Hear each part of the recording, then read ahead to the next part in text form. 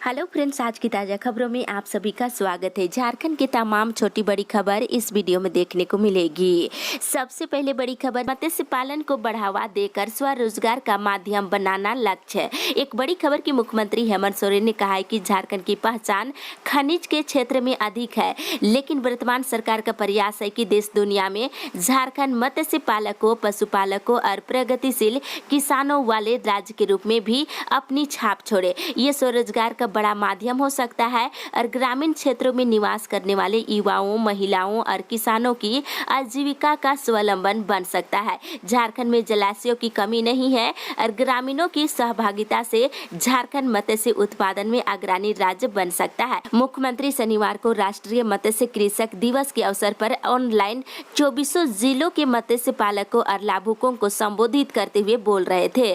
साथ ही मुख्यमंत्री ने कहा है कि किसानों को केसीसी के लाभ देने की प्रक्रिया चल रही है। इसी के साथ ही अगली बड़ी खबर, राज्य में कोल्ड स्टोरेज का निर्माण कराएगी सरकार। मुख्यमंत्री हेमंत सोरेन किसानों के हित में लगातार प्रयास कर रही है, चाहे ऋण माफी हो या उनकी फसल को सही दाम दिलवाना या फिर फसलों के स्टोरेज की व्यवस्था। सभी क्षेत्र में मुख्यमंत्री की पहल पर लगातार प्रयास जारी है। इसी के तहत झारखंड में उत्पादित फल, सब्जी और अन्य उत्पादकों को ज्यादा समय तक सुरक्षित रखने के लिए विभिन्न जिलों में कोल्ड स्टोरेज और कोल्ड रूम के निर्माण की योजना बनाई गई है। इसके तहत किसानों को राहत पहुंचाने के लिए 60 मिनी कोल्ड रूम बनाने की योजना है। ये मिनी कोल्ड रूम सौर ऊर्जा से संचालित किए जाएंगे। वहीं बता दें, किसानों को धान, गेहूं सहित अन्य कृषि उपज के भंडारण में परेशानी न हो, इसके लिए राज्य के विभिन्न पंचायतों में गोदामों का निर्माण की जा रही है। इसी के साथ ही अगली बड़ी खबर, मौसम विभाग से झारखंड में बारिश और वज्रपात। झारखंड में शनिवार को मौसम सुहावना बना रहा, कहीं धूप तो कहीं छांव। आसमान में हल्की बारिश के साथ धुंध भी देखने को मिल रही है। मौसम विभाग से मिली जानकारी के अनुसार आने वाले दिनों में इसके और गहरा होने की संभावना है। राज्य में आज मानसून के सामान्य रूप से सक्रिय रहने की संभावना है। इसके साथ ही विभिन्न जिलों में भी आज मेघ गर्जन और वज्रपात के साथ हल्के से लेकर मध्यम दर्जे की बारिश रिकॉर्ड की जा सकती है। इसी के साथ ही अगली बड़ी खबर, झारखंड कोरोना अपडेट्स। झारखंड पिछले 24 घंटे के दौरान कोरोना के 56 नए मरीज मिले हैं, जिसमें बोकारो से 3, देवघर और धनबाद से 1, पूर्वी सिंहभूम से 18, गढ़वा से 1, गुमला से 4, हजारीबाग से 1, जामताड़ा से 5, लातेहार से 7, पलामू से 3, रांची से 6, साहिबगंज से 4 और पश्चिमी सिंहभूम जिले से 2 नए मरीज मिले हैं। वहीं पिछले 24 घंटे के दौरान 82 मरीज स्वस्थ हुए हैं, जिसमें बोकारो से 9, देवघर से 3, दुमका से 1, पूर्वी सिंहभूम से 17, गिरिडीह से 1, गोड्डा से 2, गुमला से 3, हजारीबाग से 2, जामताड़ा से 4, खूंटी से 2, कोडरमा से 7, लातेहार से 3, लोहरदगा से 1, पलामू से 4, रामगढ़ से 4, रांची से 9, साहिबगंज से 5, सिमडेगा से 3 और पश्चिमी सिंहभूम जिले से 2 मरीज स्वस्थ हुए हैं। वहीं राज्य में एक्टिव केस की संख्या घट करके 423 हो गई है, जिसमें बोकारो में 29, चतरा में 3, देवघर में 28, धनबाद में 17, दुमका में 18 एक्टिव केस है। वहीं पूर्वी सिंहभूम में 64, गिरिडीह में 4, गोड्डा में 5, गुमला में 23, हजारीबाग में 10, जामताड़ा में 28, खूंटी में 5, कोडरमा में 23, लातेहार में 14, लोहरदगा में 5, पलामू में 12, रामगढ़ में 10, रांची में 70, साहिबगंज में 17, सरायकेला में 11, सिमडेगा में 43 और पश्चिमी सिंहभूम जिले में 10 एक्टिव केस है। इसी के साथ ही अगली बड़ी खबर, ई कल्याण पोर्टल को दोबारा खोलने की मांग है। एबीवीपी रांची महानगर का एक प्रतिनिधि मंडल प्रदेश मंत्री राजीव रंजन देव ने शनिवार को जिला कल्याण पदाधिकारी से मुलाकात किया है। वहीं प्रतिनिधि मंडल ने कोरोना के कारण विभिन्न संकायों के ऑनलाइन छात्रवृत्ति फॉर्म भरने से वंचित छात्रों को पुनः मौका देने के संबंध में एक ज्ञापन सौंपे हैं और ई कल्याण पोर्टल को दोबारा खोलने की मांग किए हैं। वहीं दूसरी ओर बताते चले, कंपार्टमेंटल की परीक्षा अगस्त में होने की संभावना। केंद्रीय माध्यमिक शिक्षा बोर्ड के द्वारा 12वीं की परीक्षा का परिणाम का फॉर्मूला सार्वजनिक करने के बाद अभिभावकों और छात्रों के मन में इसे लेकर दुविधा है। कंपार्टमेंटल की परीक्षा अगस्त में होने की संभावना है। इसी के साथ ही अगली बड़ी खबर, महंगाई के खिलाफ युवा कांग्रेस ने किया प्रदर्शन। पेट्रोल और डीजल की बढ़ती कीमत और महंगाई को लेकर युवा कांग्रेस ने शनिवार को जमकर विरोध प्रदर्शन किए हैं। इसमें मुख्य रूप से भारतीय युवा कांग्रेस के राष्ट्रीय सचिव सह झारखंड प्रभारी इमरान अली सहित कई लोग इसमें मौजूद थे।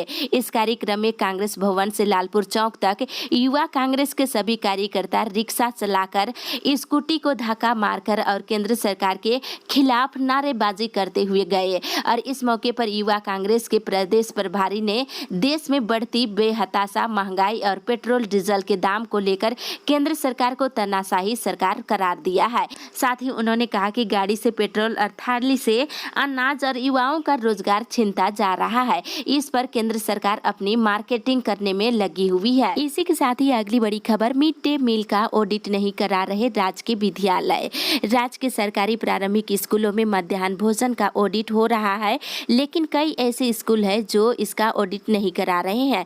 फाइनेंशियल वर्ष 2015-16 से 2017 से 18 तक सभी प्राथमिक और मध्य विद्यालय की ऑडिट की जा रही है। इसमें 18 जिलों के कई स्कूलों का ऑडिट अभी तक नहीं हुआ है। बताते चले कि मध्याह्न भोजन योजना के ऑडिट में रामगढ़, चतरा, दुमका, लोहरदगा, पश्चिमी सिंहभूम, खुट्टी, देवघर और बोकारो सबसे आगे है। यहाँ के सभी स्कूलों में मिड डे मील की ऑडिट प्रक्रिया पूरी हो चुकी है। इसके साथ ही आप सभी को बता दें, अस्पतालों के उपकरणों का हो रहा आकलन। राज्य में कोरोना की संभावित तीसरी लहर की तैयारी में सरकार अस्पतालों में उपलब्ध उपकरणों की स्थिति का आकलन करने में जुट गई है। इसके तहत राज्य के sub divisional hospital, community health centre और प्राइमरी हेल्थ सेंटर में उपलब्ध मेडिकल उपकरणों की अध्ययन स्थिति मांगी गई है, ताकि जो मेडिकल उपकरण को ठीक करने की जरूरत हो उसे ठीक किया जा सके। इसी के साथ ही अगली बड़ी खबर, गैर अनुसूचित जिलों में शिक्षक भर्ती का रास्ता साफ है। झारखंड के 11 गैर अनुसूचित जिलों में हाई स्कूल के शिक्षकों की नियुक्ति का रास्ता साफ हो गया है।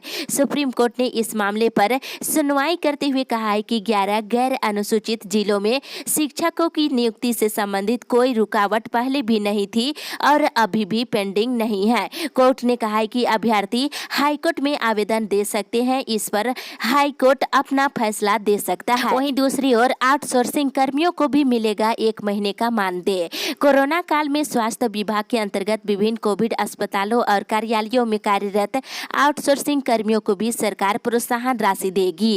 इसके तहत कर्मियों को प्रोत्साहन राशि के रूप में 1 महीने का मानदेय दिया जाएगा। इस संबंध में विभाग की ओर से संकल्प जारी कर दिया गया है। इसमें वैसे कर्मचारी शामिल होंगे जो कोरोना के ट्रेसिंग, टेस्टिंग और सुपरविजन, कोविड अस्पताल और वार्ड और कंट्रोल रूम आदि में अपने कर्तव्यों का निर्वहन किया है, वे मानदेय पाने के पात्र होंगे। इसके साथ ही डॉक्टरों और पारा कर्मियों का प्रशिक्षण कल से।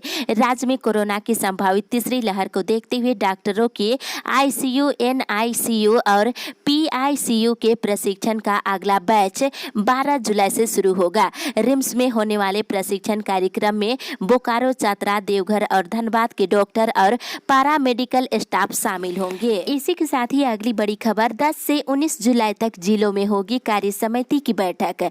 भाजपा के प्रदेश महामंत्री प्रदीप वर्मा ने बताया है कि 10 से 19 जुलाई तक राज्य के सभी जिलों में जिला कार्य समिति की बैठक होगी। सभी जिलों में पार्टी के प्रदेश पदाधिकारी मौजूद रहेंगे। उन्होंने कहा कि जिलों की कार्य समिति बैठक में पार्टी के कार्यक्रमों और स्थानीय समस्याओं के समाधान में राज्य सरकार की विफलता, युवाओं और महिलाओं और किसानों और आदिवासियों और दलितों की समस्याओं पर गंभीरता से चर्चा की जाएगी। इसके साथ ही इधर डॉक्टर श्याम प्रसाद मुखर्जी विश्वविद्यालय में LLM के सत्र 2021 से 23 में नामांकन के लिए ऑनलाइन आवेदन आमंत्रित किए जा रहे हैं। विश्वविद्यालय के आधिकारिक वेबसाइट के माध्यम से ऑनलाइन आवेदन 12 से लेकर 31 जुलाई तक किया जा सकता है। इसी के साथ ही अगली बड़ी खबर, डाटा एंट्री पूरा नहीं होने तक प्राचार्यों को नहीं मिलेगा वेतन। सरकारी स्कूलों के छात्रों का संपूर्ण डाटा उपलब्ध नहीं कराने तक प्राचार्यों की वेतन की निकासी नहीं हो पाएगी। जिला शिक्षा पदाधिकारी ने इस संबंध में पत्र जारी करते हुए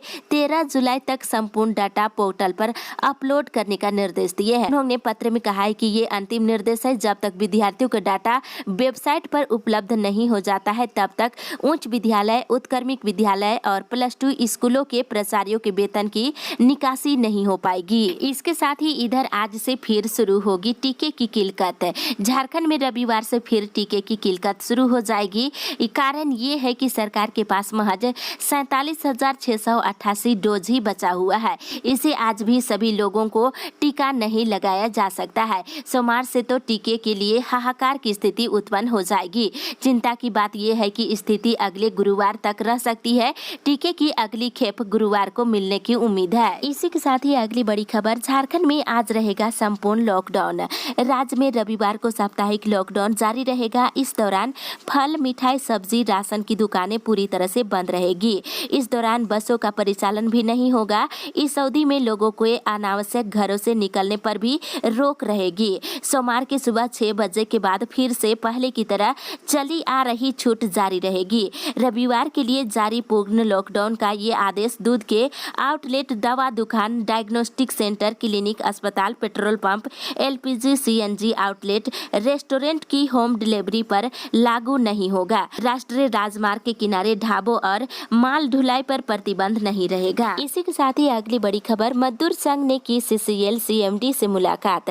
जनता मजदूर संघ का प्रतिनिधि मंडल सीसीएल के सीएमडी पीएम प्रसाद से मुलाकात कर प्रक्षेत्र की विभिन्न समस्याओं से रूबरू कराया है। साथ ही प्रतिनिधि मंडल ने बरका सियाल के विभिन्न मुद्दों पर चर्चा करते हुए क्षेत्र की समस्याओं का समाधान करने की बात कही है। इसके साथ ही इधर बच्चों को मिलेगी साइकिल। बताते चले कि वैसे छात्र छात्राएं जिन्हें 8वीं कक्षा से प्रमोट कर दिया गया है और 9वीं कक्षा में नामांकन करा रहे हैं, वैसे बच्चों को जल्द ही साइकिल या फिर साइकिल खरीदने के लिए राशि मुहैया कराई जाएगी। डीबीटी के जरिए बच्चों के खाते में राशि 3500 रुपये भेज दी जाएगी। मिली जानकारी के अनुसार अभी तक इधर पतरातू प्रखंड के 16 सरकारी हाई स्कूलों में नामांकन कराने वाले छात्र छात्राओं की सूची बना ली गई है। इसमें अनुसूचित जनजाति के 216 छात्र और 352 छात्राओं को साइकिल देने का प्रस्ताव है। इसी के साथ ही अगली बड़ी खबर, अब दिव्यांग बच्चों की होगी ऑनलाइन क्लास। दिव्यांग बच्चे भी अब ऑनलाइन क्लास कर पाएंगे। इन्हें दूरदर्शन या रेडियो से ऑनलाइन शिक्षा से जोड़ा जाएगा। राज्य परियोजना निदेशक डॉक्टर शैलेश कुमार चौरसिया ने जिला शिक्षा पदाधिकारी और जिला शिक्षा अधीक्षकों को निर्देश जारी करते हुए कहा है कि 15 जुलाई तक प्रत्येक विशेष शिक्षक 5 से लेकर 8 दिव्यांग बच्चों को टैगिंग करेंगे, जिसकी सूची गूगल शीट पर अपलोड किया जाएगा। जिला समावेशी शिक्षा समन्वय सभी विशेष शिक्षकों से कहा है कि 20 जुलाई तक इसकी सूचना निदेशालय को देंगे और विशेष शिक्षक 15 जुलाई तक ऑनलाइन, मोबाइल या अन्य डिजिटल माध्यम से सत्र शुरू करेंगे। वहीं इधर टीएसी पर नए गवर्नर लेंगे फैसले। राज्यपाल द्रौपदी मुर्मू ने कहा है कि जनजातीय परामर्शदात्री परिषद की नियमावली और इसके गठन पर अब नए राज्यपाल रमेश बैस ही फैसला लेंगे। वे शनिवार को पत्रकारों के साथ बात करते हुए कह रही थी। उन्होंने कहा है कि उन्हें टीएसी की फाइल देर से मिली और राजभवन टीएसी नियमावली और गठन पर कानूनी राय ले रहा था, तभी नई व्यवस्था बन गई है। इस विषय से नए राज्यपाल को अवगत करा दिया गया है। अब वे ही इस पर फैसला लेंगे। इसके साथ ही अगली बड़ी खबर, बाबा नगरी से पुणे की ट्रेन का तोहफा जल्द। एक बड़ी खबर की रेलवे ने जसीडीह से वास्को डी गामा जाने वाली ट्रेन के बाद अब जसीडीह से पुणे जाने की ट्रेन की भी टाइम टेबल जारी कर दिया है। जल्द ही संथाल को नई ट्रेन का तोहफा मिलने वाला है। इस ट्रेन के चलने पर बाबा नगरी से महाराष्ट्र के बीच सीधी रेल सेवा शुरू हो जाएगी। वहीं इधर दुर्गा पूजा से पहले अगर दक्षिण भारत के मंदिरों में माथा टेकना चाहते हैं तो इसके लिए तैयारी कर ले। रेलवे आपके लिए तीर्थ स्पेशल ट्रेन चलाएगी। यात्रियों को बार बार ट्रेन बदलना नहीं पड़ेगा। तिरुपति से कन्याकुमारी तक हर तीर्थ स्थल तक इसी से पहुंच सकेंगे और घर वापसी भी हो जाएगी। झारखंड बंगाल के तीर्थ यात्रियों के लिए IRCTC 21 सितंबर से दक्षिण भारत तीर्थ यात्रा स्पेशल ट्रेन चलाएगी। वहीं इधर 36 मजदूरों ने लगाई घर वापसी की गुहार। इधर दुमका जिले के रामगढ़ प्रखंड के कांजवे और भालसुमर पंचायत के कई गांवों के ग्रामीण केरल से घर वापसी की गुहार लगा रहे हैं। वहां से मजदूरों ने वीडियो बनाकर राज्य के परिवहन मंत्री चंपाई सोरेन समेत अन्य मंत्रियों को भेजा है। मंत्री ने उपायुक्त को जल्द से जल्द मजदूरों को वापस लाने के लिए निर्देश दिए हैं। इसी के साथ ही अगली बड़ी खबर, 11 जिलों में होगी फ्री सर्वाइकल कैंसर की जांच। सर्वाइकल कैंसर से झारखंड को मुक्त करने के उद्देश्य से इंडियन मेडिकल एसोसिएशन की वीमेन डॉक्टर विंग ने पहल की है। इस कड़ी में शनिवार को स्वास्थ्य विभाग के साथ मिलकर RCH नामकुम में राज्य के 11 सदर अस्पतालों में स्थापित सर्वाइकल प्री कैंसर की जांच और इलाज की मशीनों को फिर से उपयोग में लाने के लिए स्वास्थ्य सचिव डॉक्टर अरुण कुमार सिंह ने सिविल सर्जनों को कड़े निर्देश दिए हैं। इसी के साथ ही इधर चमेली हादसे में मृत 6 मजदूरों के आश्रितों को जल्द मिलेगा मुआवजा। बता दें उत्तराखंड के चमेली में 23 अप्रैल को ग्लेशियर पिघलने से दुमका जिले के जरमुंडी और रामगढ़ प्रखंड के 6 मजदूरों की मौत हो गई थी। झारखंड सरकार ने इस हादसे में मरने वाले राज्य के सभी 15 मजदूरों के आश्रितों को 4-4 लाख रुपए देने की स्वीकृति दे दी है। सरकार से राशि स्वीकृत के बाद जरमुंडी प्रखंड के चारों मजदूरों के स्वजनों को कृषि मंत्री बादल पत्र लेख 2 से 3 दिनों के अंदर चेक प्रदान करेंगे। इसी के साथ ही अगली बड़ी खबर 260 प्रखंडों में 15 को होगा सम्मेलन। कोरोना की दूसरी लहर के बाद पूरी ताकत से संगठन मजबूत करने में जुटी आजसू पार्टी 15 जुलाई को राज्य के 260 प्रखंडों में सम्मेलन करेगी। इससे पहले प्रखंड प्रभारियों की घोषणा कर दी जाएगी और प्रखंड प्रभारियों की सूची आजसू मुख्यालय आ चुकी है। पार्टी के केंद्रीय मुख्य प्रवक्ता डॉक्टर देवशरण भगत ने बताया है कि प्रखंड सम्मेलन के बाद पार्टी की ओर से कार्यशाला का आयोजन किया जाएगा। वहीं पिछड़ों को हक दिलाने के लिए आजसू पार्टी 8 अगस्त यानी कि झारखंड के वीर शहीद निर्मल महतो के शहादत दिवस पर हर प्रखंड में सामाजिक न्याय मार्च की शुरुआत करेगी और क्षेत्र के जन प्रतिनिधियों को ज्ञापन सौंपेगी। इसके साथ ही इधर सभी कर्मियों को नेम प्लेट लगाने का निर्देश। इधर कोडरमा डीसी आदित्य रंजन ने शनिवार को संभागनालय परिसर में स्थित कार्यालयों का अचानक निरीक्षण किए। इस दौरान उन्होंने सभी कार्यालय के पदाधिकारियों और कर्मियों से संवाद कर उनका परिचय प्राप्त किए और उन्होंने कहा है कि तय समय के अनुसार ही सभी कर्मी कार्यालय में प्रवेश करें, साथ ही निर्धारित समय से पहले कोई भी कर्मी कार्यालय न छोड़े।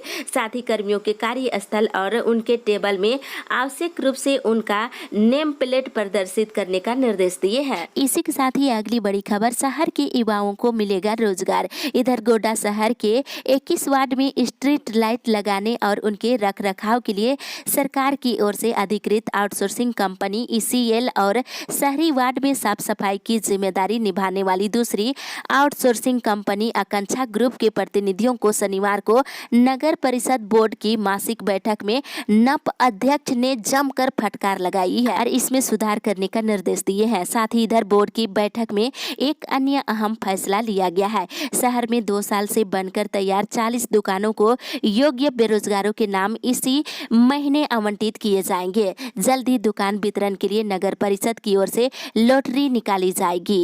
इस अपडेट में बस इतना ही। आगे की खबर के लिए आप हमारे साथ बने रहे।